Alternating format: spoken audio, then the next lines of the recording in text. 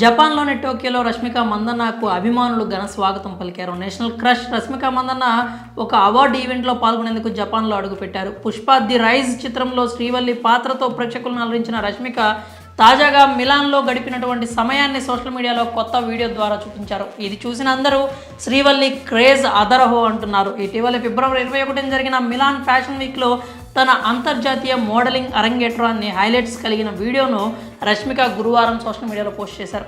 ఇక ఈరోజు టోక్యో చేరుకున్న ఆమె వెంటనే తన హోటల్ గది నుంచి తీసుకున్న సెల్ఫీని పోస్ట్ చేశారు.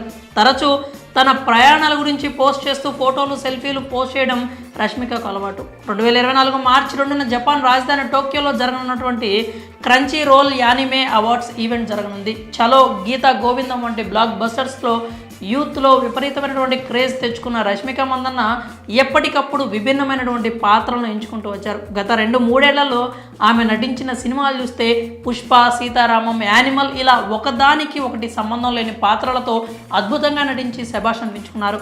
కాగా యానిమల్ సినిమా నటనకు గాను రష్మికకు ఫిల్మ్ ఫేర్ అవార్డు రాకపోవడం తనను ఆశ్చర్యపరిచిందని దర్శకుడు సందీప్ రెడ్డి వంగ అన్నారు. ఇక రష్మిక నటించే తదుపరి సినిమాల విషయానికి వస్తే Pushpa 2, the rule, rainbow, the girl friend అనేటువంటి 3 తెలుగు చిత్రాలు నటించనున్నారు. కాగా బాలీవుడ్ హిస్టారికల్ డ్రామా చావాలో కూడా విక్కీ కౌశల్ సరసన రష్మిక నటించనున్నారు. పైన చెప్పుకున్న విధంగా మార్చి 2న జరిగినటువంటి క్రంచీ రోల్ యానిమే అవార్డ్స్ 8వ ఎడిషన్లో పాల్గొనేందుకు ఆమె ఇటీవల టోక్యోలో అడుగుపెట్టారు. మరి రష్మిక మందన్నకు జపాన్ ప్రజలు ఘన స్వాగతం పలకడంపై మీ అభిప్రాయాన్ని కామెంట్స్ రూపంలో తెలియజేయండి.